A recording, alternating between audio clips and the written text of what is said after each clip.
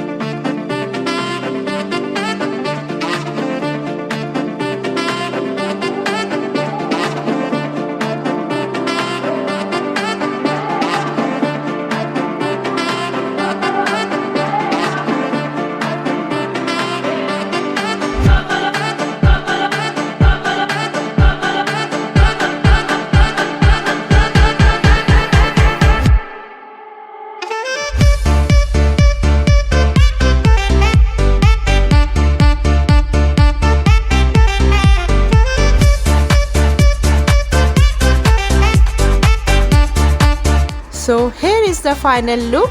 I hope you liked it. See you in my next video. Bye bye.